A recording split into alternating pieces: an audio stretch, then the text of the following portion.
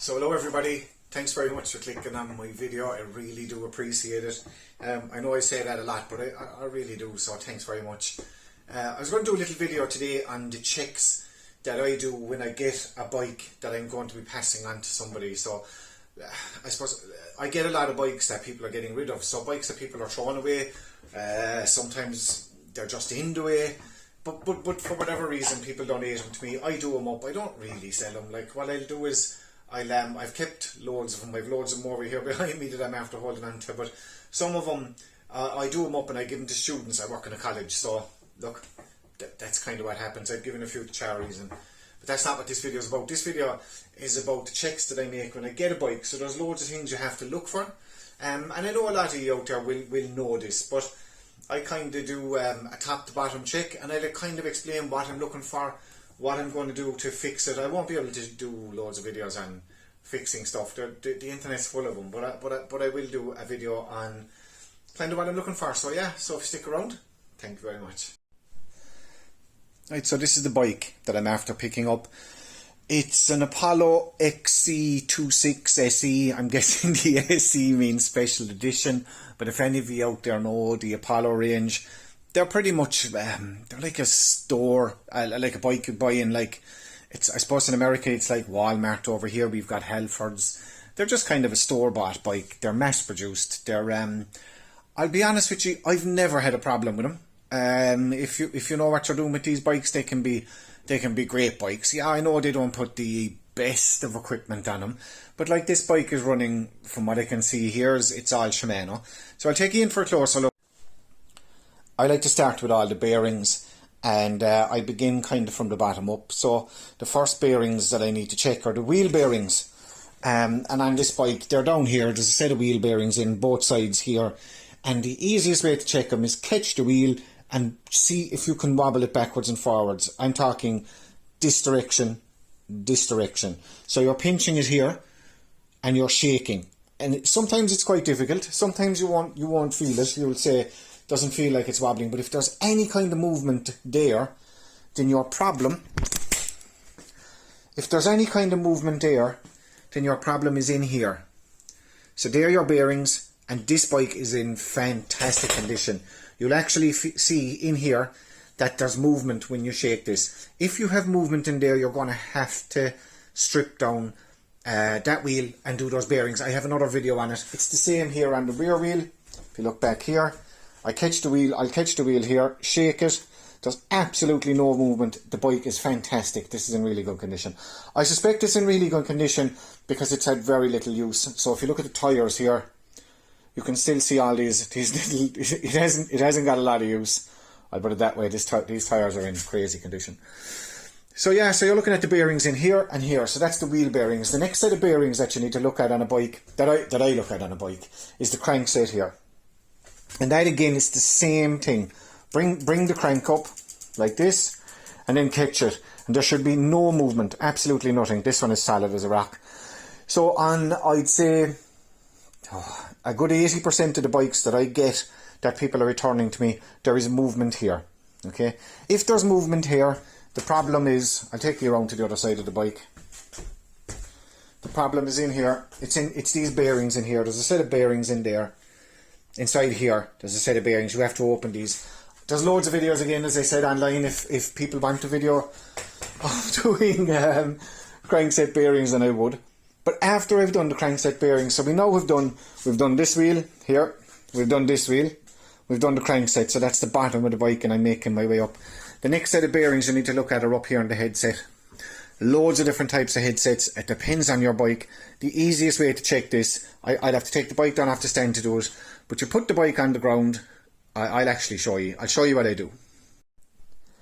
Okay, to check the headset bearings, which are these bearings in here, to check that you need to see if there's play, if there's any movement. And how you do that is you hold the front brake, okay, and you just give the bike a little shake. If you feel any kind of a knocking, that means you have movement here. If you've got movement here, you've got a problem with those bearings. If you're not sure, then hold it here. Just put your thumb on it and shake it back and forward, and you'll actually feel the movement. Now you're going to feel the bike swaying and moving, but you'll feel that there's movement between the frame and this cover here, and that's your bearings moving on the inside. So that means you have a problem. That means the water's getting in here, it's flushing out the grease. And when you hold up the bike like this and you sway it back and forward, it will feel kind of gritty. It'll actually feel worse when you remove all the handlebars. So yeah, okay, that's something you need to be checking. The reason I check the bearings first is that's going to be the most amount of work for me anyway, right? Because I will dismantle the wheels, I will dismantle the crankset. I'll do all that work, but it's pretty involved. There's a bit of work in it. So after I'm sure that the bearings are okay, then I do inspect the frame. Okay. Now I know I should probably inspect the frame first, but I don't usually find that there's anything wrong with these. But what you're looking for is you're looking at all of these wells and everything here, just to make sure that they're all okay, that you're not giving somebody a bike that has like a fracture point or something wrong with it. You wouldn't do that. But to say that, right, so once I have this bike built up and it's working, I've kind of like a 5 or 6k loop out here. I will take this bike out and I'll cycle that loop. And like, I'm not a small guy, so if it's going to carry me and I can then give it to like a small little student, the bike will be fine, you know. But I do that, that's just something I do. I'm not saying that, you know, if you're doing up a bike like this for a child, you'll probably do the same thing. You'll probably take it for a good spin, hammer on the brakes a few times, you know, stand up and pedal as hard as you can a couple of times, you know, hop it off a curb if you want, whatever you need to do, just to make sure that when your child goes on the bike, or in my case, if a student goes on the bike, it's safe. So that's the visual inspection.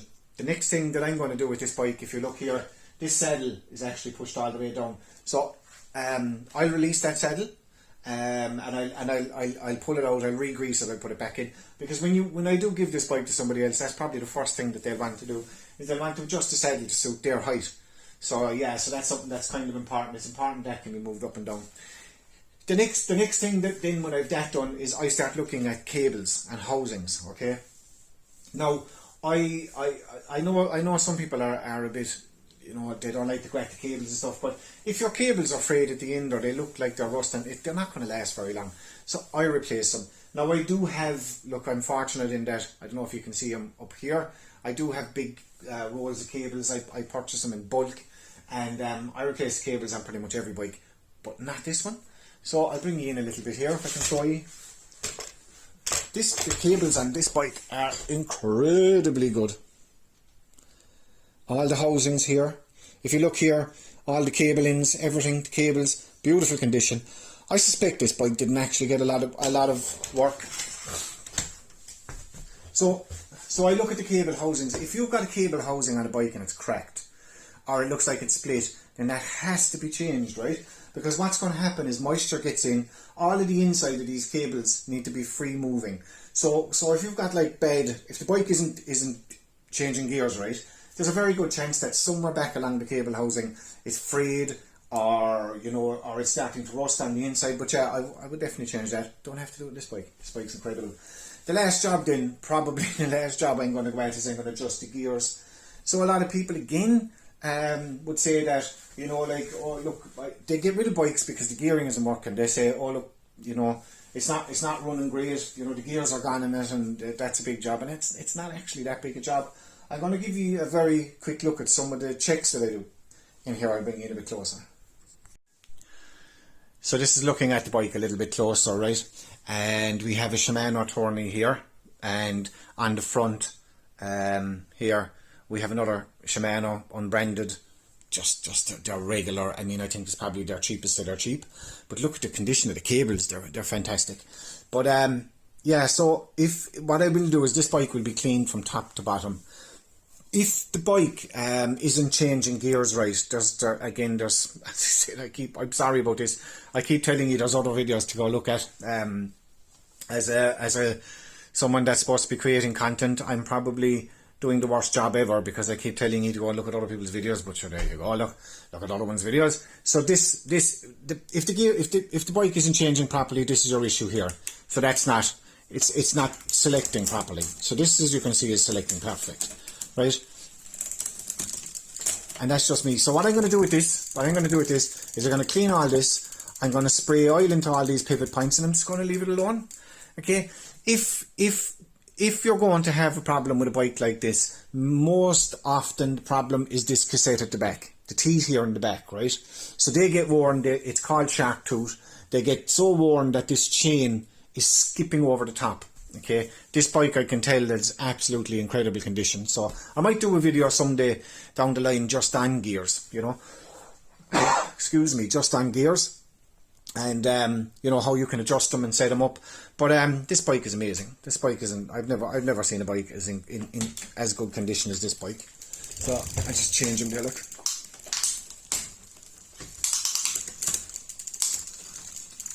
Sorry, I'm actually showing you the back, the front, and I'm changing the back. I'll have to try and edit that out now. So yeah, look. That's amazing. For a bike like this that somebody just was giving away, that's incredible.